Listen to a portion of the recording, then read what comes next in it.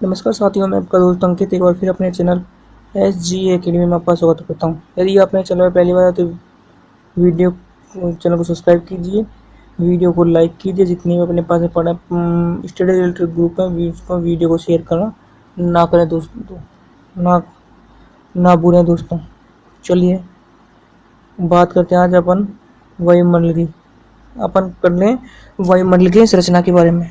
अपन पढ़ने वाले हैं वायुमंडल की संरचना के पहले। इससे पहले अपन ने पढ़ा है पठार पढ़े। पठार के अपन ने कितने क्वेश्चन किए हैं?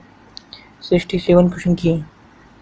चलिए शुरुआत करते हैं। ये अपना पार्ट नंबर फर्स्ट है। कौन सा पार्ट है दोस्तों? Part number first. चलिए बात करते हैं पहला क्वेश्चन।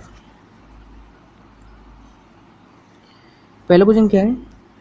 पृथ्वी के वायुमंडल का कितना प्रतिशत भाग 29 किलोमीटर ऊंचाई तक पाया जाता है? पृथ्वी के वायुमंडल का कितना प्रतिशत भाग 29 किलोमीटर की ऊंचाई तक पाया जाता है? पहला परसेंट है 29%, दूसरा है 57%, तीसरा है 76%, चौथा है अपने पास में 97%। तो इसका जो राइट आंसर क्या होगा अपने पास में? 97%। चलिए क्वेश्चन 2 की बात करते हैं। आज का क्वेश्चन है दूसरा अपना। क्वेश्चन क्या बन रहा है? निम्न में से कौन सा कथन असत्य है? निम्न में से कौन सा कथन असत्य है? पहला ऑप्शन क्या है? वायुमंडल की ऊपरी सीमा लगभग 10,000 किलोमीटर की ऊंचाई तक की है। दूसरा ऑप्शन अपने पास में वायुमंडल का 50% भाग 5.6 किलोमीटर की ऊंचाई तक सीमित है। तीसरा अपने पास में ऊंचाई की वृद्धि के साथ साथ जलवाष्प की मात्रा में वृद्धि होती है।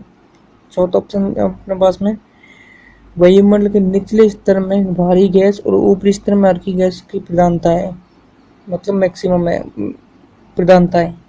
तो दोस्तों इसका जो राइट आंसर होगा अपने पास में 2 का ये होगा। क्या होगा इसमें? गलत क्या है? ऊंचाई की वृद्धि के साथ ऊंचाई की वृद्धि के साथ में जलवाष्प की मात्रा में वृद्धि होती है, ये कथन अपना गलत है। चलिए बात करते हैं तीसरे क्वेश्चन की। वायुमंडल में सर्वाधिक स्थायी तत्व है। वायुमंडल में सर्वाधिक स्थायी तत्व कौन सा है उसके बारे में अपन को बताना है।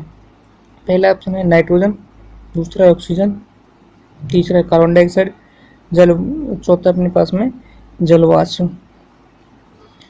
क्वेश्चन क्या अपने पास में तीसरे नंबर का वायुमंडल का सर्वाधिक स्थायी तत्व कौन सा है? पहला ऑप्शन है अपने पास में नाइट्रोजन, दूसरा ऑक्सीजन, तीसरा CO2, चौथा है जलवाष्प। तो दोस्तों इसका राइट आंसर कितना होगा? जलवाष्प। क्या होगा तीसरे का? जलवाष्प। तो दोस्तों नाइट्रोजन कितनी परसेंट अपने पास में? 78%। ऑक्सीजन कितनी है? 21%। और अपने पास में 3% क्या है? CO2 है। और जलवाष्प है स्थायी तत्व। तो CO2 इतनी ये क्या भारी गैस होती है, जो अपनी भारी गैस होती है, जो अपनी वाहनों से निकलती है। किससे निकलती है? वाहनों से निकलती है। चलिए बात करते हैं अपने नेक्स्ट क्वेश्चन कौन सी है। वायुमंडल में सर्वाधिक कौन सी गैस मिलती है? वायुमंडल में सर्वाधिक कौन सी गैस मिलती है उसका ऑप्शन आपको देना है। पहला ऑप्शन है ऑक्सीजन, दूसरा है हाइड्रोजन, तीसरा ऑप्शन है नाइट्रोजन, चौथा है कार्बन डाइऑक्साइड। क्वेश्चन क्या अपना? वायुमंडल में सर्वाधिक पाई जाने वाली गैस कौन सी है? पहला ऑक्सीजन, दूसरा हाइड्रोजन, तीसरा है नाइट्रोजन, चौथा है कार्बन डाइऑक्साइड। तो दोस्तों 4 का जो राइट आंसर क्या होगा अपने पास में? क्या होगा? नाइट्रोजन। कितनी परसेंट है अपने पास में? 78%। चलिए बात करते हैं अपने 5वें नंबर क्वेश्चन की। वायुमंडल में सर्वाधिक मात्रा विद्यमान अक्रिय गैस कौन सी है? वायुमंडल में सर्वाधिक मात्रा में जो विद्यमान अक्रिय गैस है उसका नाम बताना है। पहला ऑप्शन है ऑर्गन, दूसरा क्रिप्टॉन, तीसरा हीलियम, चौथा है नियोन। क्वेश्चन क्या है दोस्तों? क्वेश्चन बोल रहा अपना वायुमंडल में सर्वाधिक मात्रा में विद्यमान अक्रिय गैस कौन सी है? पहला ऑप्शन है ऑर्गन, दूसरा क्रिप्टॉन, तीसरा हीलियम, चौथा है नियोन। तो दोस्तों इसका जो राइट आंसर होगा 5 का आर्गन। जो अक्रिय गैस कौन सी सबसे ज्यादा? अक्रिय आर्गन गैस है। चलिए बात करते हैं छठे नंबर क्वेश्चन की। वायुमंडल में मुख्यतः गर्म गैस है। वायुमंडल में मुख्यतः गर्म गैस है। पहला ऑप्शन है सूर्य की सीधी किरणों से।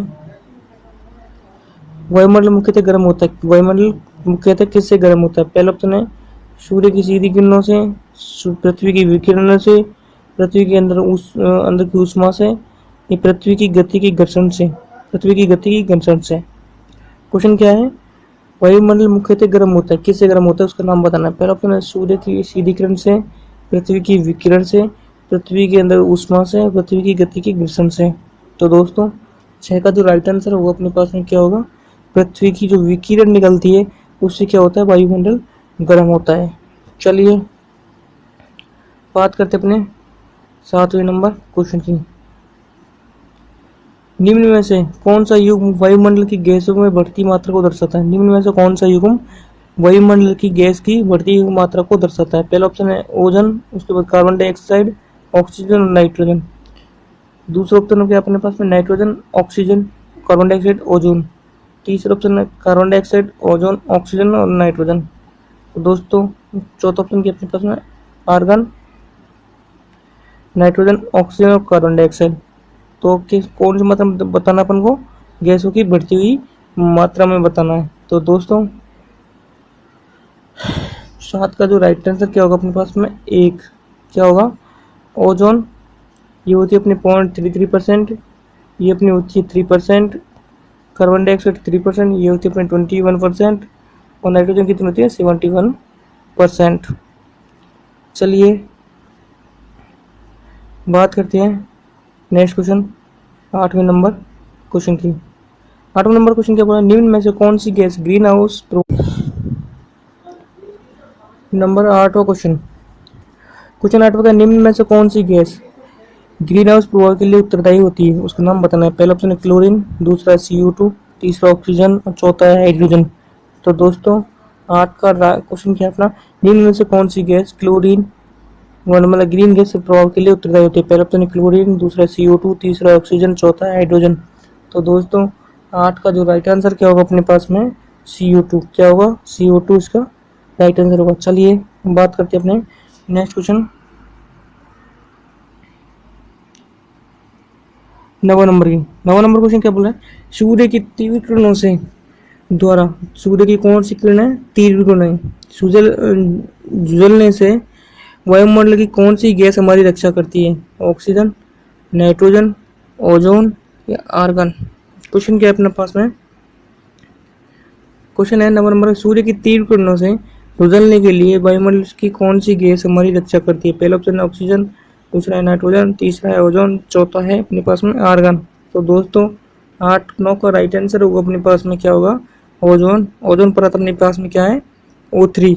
ऑक्सीजन की क्या है? 3 लेयर है। ऑक्सीजन की कितनी लेयर है? 3 लेयर से क्या बनता है अपने पास में? ओजोन बनता है। चलिए बात करते हैं अपने 10वें नंबर क्वेश्चन की। पृथ्वी के वायुमंडल में पाए जाने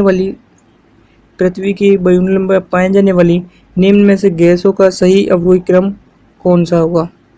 पृथ्वी के वायुमंडल में पाए जाने वाले निम्न में से कौन से सही अवरोही क्रम कौन सा होगा? पहला ऑप्शन है नाइट्रोजन, दूसरा ऑक्सीजन, तीसरा हाइड्रोजन ऑक्सीजन, चौथा है अपने पास में आर्गन, पांचवा अपने पास में नियॉन। तो दोस्तों 10 का जो राइट आंसर होगा अपने पास में क्या होगा? सी। सबसे पहले अपने पास आती है बड़े छोटे घटते हुए क्रम अपन को बताना है। 1 नंबर पर कौन सी आती है अपने पास में? नाइट्रोजन। 2 नंबर पर आती है अपने पास में मैक्सिमम में हाइड्रोजन। 3 नंबर पर आती है अपने पास में 3 नंबर पर आती है अपने पास में नियॉन। 4 पर आती है अपने पास में कार्बन डाइऑक्साइड पॉइंट, और लास्ट में अपने पास में आती है आर्गन। कौन सी आती है? 5 नंबर पे आर्गन। चलिए 11वें नंबर क्वेश्चन की बात कर लेते हैं। भूपृष्ठ से परावर्तित अवरक्त विकिरण के अवशोषण द्वारा वायुमंडल के तापमान में वृद्धि की क्रिया को क्या कहते हैं? भूपृष्ठ से परावर्तित अवरक्त विकिरणों के अवशोषण द्वारा वायुमंडल के तापमान में वृद्धि की प्रक्रिया को क्या कहते हैं? पहला ऑप्शन है सुनामी, दूसरा है सौर तापन, तीसरा ग्रीन हाउस प्रभाव, चौथा अपने पास में भूकंपीय प्रवाह। ये अपने आरआरबी 2005 में आया हुआ क्वेश्चन है। क्वेश्चन क्या है अपने 11 नंबर का, ब्लू पृष्ठ से परावर्तित अवरक्त किरण के अवशोषण के द्वारा वायुमंडल में तापमान में वृद्धि की प्रक्रिया को क्या कहते हैं? पहला ऑप्शन सुनामी, दूसरा सौर तापन, तीसरा ग्रीन हाउस प्रभाव, चौथा है भूकंपीय प्रवाह। तो दोस्तों 11 का राइट आंसर क्या होगा अपने का? ग्रीन हाउस प्रवाह। चलिए बात करते अपने नेक्स्ट क्वेश्चन, वायुमंडल में नाइट्रोजन का प्रतिशत कितना है? वायुमंडल में नाइट्रोजन का प्रतिशत कितना है? पहला ऑप्शन 0.94, 0.03, 78.3% और 85.2%। तो दोस्तों नाइट्रोजन का प्रतिशत है अपने पास में, नाइट्रोजन का कितना परसेंट है? 78% है। कितना है? 78% है।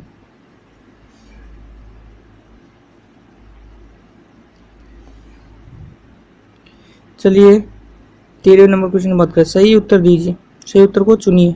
वायुमंडल की परतों की क्रमबद्धता को दर्शाते हैं। अपन को वायुमंडल की जो क्रमबद्धता की परत है उनको दर्शाते हैं, उनके बारे में अपन को आंसर देना है। पहला ऑप्शन है आयन मंडल, आयतन मंडल, मध्यस्थ मंडल, समताप मंडल, परिवर्तन मंडल। दूसरे ऑप्शन में क्या आता है? परिवर्तन मंडल, समताप मंडल, मध्यम मंडल, आयन मंडल और आयतन मंडल। आयतन मंडल, परिवर्तन मंडल। तीसरा ऑप्शन क्या है? आयन मंडल, मध्यस्थ मंडल, समताप मंडल। चौथा है मध्यस्थ मंडल, समताप आयन मंडल, समताप मंडल, परिवर्तन मंडल और समताप मंडल। चलिए तो इसका जो राइट आंसर होगा अपने पास में 13 में क्या होगा? सबसे पहले अपना परिवर्तन मंडल।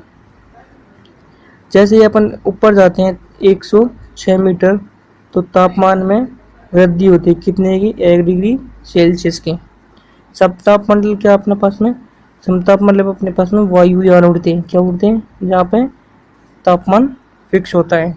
मध्य मंडल, उसके बाद आयन मंडल और लास्ट बात अपने पास में आयतन मंडल, जो अपने पास में ब्रह्मांड होता है। क्या होता है? ब्रह्मांड, जो अपने 36,000 किलोमीटर पर सैटेलाइट है। क्या है? सैटेलाइट। चलिए बात करते हैं 14वें नंबर क्वेश्चन की, वायुमंडल में क्षोभ मंडल में समताप मंडल में आदि परतों को विभाजित करने का मुख्य आधार क्या है? वायुमंडल को क्षोभ मंडल, समताप मंडल आदि परतों में विभाजित करने का मुख्य कारण क्या है? पहला ऑप्शन है तापमान, दूसरा है वायुदाब, तीसरा है संगठन, चौथा है घनत्व। क्वेश्चन का राइट आंसर क्या होगा? 14 का राइट आंसर होगा अपने पास में तापमान। क्षोभ मंडल, समताप मंडल आदि परतों को विभाजित करने का कौन सा तरीका अपने पास में? तापमान। चलिए बात करते हैं अपने 15वें नंबर क्वेश्चन की, क्षोभ मंडल की धरातल की औसत ऊंचाई लगभग कितनी है? क्षोभ मंडल की धरातल से ऊंचाई है, उस औसत ऊंचाई कितनी है उसका नाम बताना है। 8 किलोमीटर, 14 किलोमीटर, 18 किलोमीटर या 22 किलोमीटर। तो दोस्तों 15 का जो राइट आंसर क्या होगा अपने पास में? 14 किलोमीटर। चलिए निम्नलिखित में से किस मंडल को संवहन मंडल भी कहा जाता है? निम्न में से किस मंडल को संवहन मंडल भी कहा जाता है? पहला ऑप्शन क्षोभ मंडल को, दूसरा समताप मंडल को, तीसरा आयन मंडल को, चौथा अपने पास में मध्य मंडल को। तो 16 का जो राइट आंसर क्या होगा अपने पास में? क्षोभ मंडल को संवहन मंडल भी कहा जाता है, जो अपने कितने किलोमीटर तक है? 14 किलोमीटर तक है। चलिए बात करते हैं 17वें क्वेश्चन की, किस ऋतु में क्षोभ मंडल की ऊंचाई में वृद्धि होती है? किस ऋतु में क्षोभ मंडल की ऊंचाई में वृद्धि होती है? पहला ऑप्शन है शीत ऋतु में, ग्रीष्म ऋतु में, वर्षा ऋतु में या चौथा इनमें से कोई नहीं। तो दोस्तों 17 का जो राइट आंसर क्या होगा अपने पास में? ग्रीष्म ऋतु में क्षोभ मंडल की ऊंचाई क्या हो जाती है? वृद्धि हो जाती है। चलिए नेक्स्ट क्वेश्चन 8वां नंबर की बात करते हैं, क्षोभ मंडल की धरातल से अधिकतम ऊंचाई कितनी है? क्षोभ मंडल की धरातल से अधिकतम ऊंचाई कितनी है? 6 किलोमीटर, 8 किलोमीटर, 12 किलोमीटर या 18 किलोमीटर। तो दोस्तों 18 का जो राइट आंसर क्या होगा अपने पास में? 18 किलोमीटर। मिनिमम ऊंचाई कितनी है? 14 किलोमीटर। इसको संवहन मंडल, चुंबल को क्या कहते हैं? संवहन मंडल। और मैक्सिमम ऊंचाई कितनी है? 18 किलोमीटर। और सबसे ज्यादा ऊंचाई कब होती है? गर्मी में। कब होती है सबसे ज्यादा ऊंचाई? गर्मी में। चलिए बात कर लेते हैं अपने next question, second last question 19वें नंबर के। सौरमंडल के तापमान में सामान्यतः ह्रास होता है प्रत्येक कितनी डिग्री पर ह्रास होता है? सौरमंडल में सामान्यतः तापमान में ह्रास होता है कितने डिग्री पर? कितने? प्रत्येक 140 मीटर पर, 156 मीटर हेतु, 166 मीटर हेतु में, या 176 मीटर हेतु में। तो दोस्तों 19 का जो राइट आंसर होगा कितना होगा? सी। चलिए दोस्तों लास्ट करते हैं शुरुआत के आज के लास्ट और आखिरी क्वेश्चन की ओर। सौरमंडल का सबसे तप्त परत कौन सी है? सौरमंडल की सबसे तप्त परत कौन सी है? सूर्य के जो निकट में वो है, इसमें से अवशोषित कण है, या यह पृथ्वी के पृष्ठ से तप्त हो जाती है, या इसमें ऊष्मा पैदा होती है? सौरमंडल वायुमंडल से सबसे तप्त परत है क्योंकि सूर्य के सबसे निकट है। इसमें से अवशोषित कण है, इसमें वायु के पृष्ठ पर तप्त हो जाती है या ऊष्मा पैदा करती है। तो दोस्तों 20 का जो राइट आंसर क्या होगा? यह पृथ्वी की पृष्ठ से तप्त हो जाती है। क्या हो जाती है? गर्म हो जाती है। चलिए इसी के साथ हमारी वीडियो यहीं समाप्त होती है। मिलते हैं अपने नेक्स्ट वीडियो में। आप मेरे को फिर करना चाहूँगा, आप यदि आप मेरे चैनल पहले SG एकेडमी में पहली बार आए तो चैनल को सब्सक्राइब कीजिए, वीडियो को लाइक कीजिए, जितने भी प्रकार वीडियो स्टडी रिलेटेड ग्रुप है उस वीडियो को शेयर करना ना भूलें, और कमेंट्स करना भी ना भूलें। दोस्तों मिलते हैं अपने नेक्स्ट वीडियो में नए जोश और उमंग के साथ में। जय हिंद, जय भारत। थैंक्स फॉर वॉचिंग दोस्तों।